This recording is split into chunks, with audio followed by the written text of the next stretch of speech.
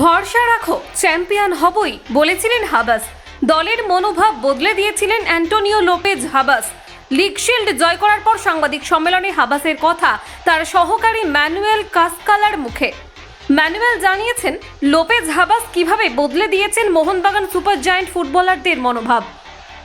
মরশুমের মাঝামাঝির সময়ে হুয়ান ফেরান্দোকে সরিয়ে বাগানের প্রধান কোচের দায়িত্ব দেওয়া হয়েছিল অ্যান্টোনিও লোপেজ হাবাসকে।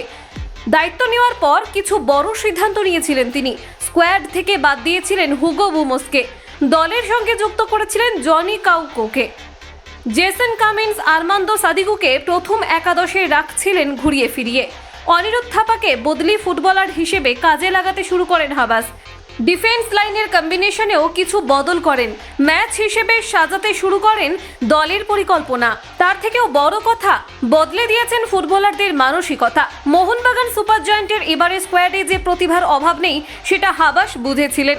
হুয়ান ফেরান্দোর সময় দল বেশ কিছু ম্যাচে জয়লাভ করলেও ফুটবলারদের শরীরী ভাষা মোহনবাগান সমর্থকদের অনেকেরই ভালো লাগছিল না।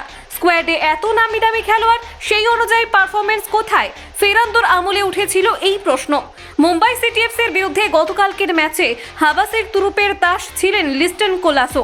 কোলাসোকে শুরু থেকেই খেলিয়ে প্রতিপক্ষের ওপর বাড়িয়েছিলেন চাপ। আত্মবিশ্বাস ফিরে পেয়ে কোলাসো নিজের সহজাত খেলা খেলতে শুরু করেছিলেন, তাতেই হয়েছে গোল। লিড নিয়েছিল মোহনবাগান সুপার জায়ান্ট।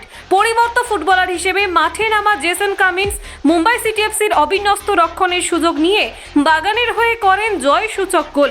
ম্যানুয়েল কাসকালা জানিয়েছেন, এফসি গোয়া ম্যাচের পর কোচ হাবাস বলেছিলেন, আপনারা যদি আমাকে এবং আমার কাজের ওপর আস্থা রাখেন তাহলে আমরাই চ্যাম্পিয়ন হব। দেখুন, আমরা সত্যিই চ্যাম্পিয়ন হয়েছি। কলকাতা 24/7.in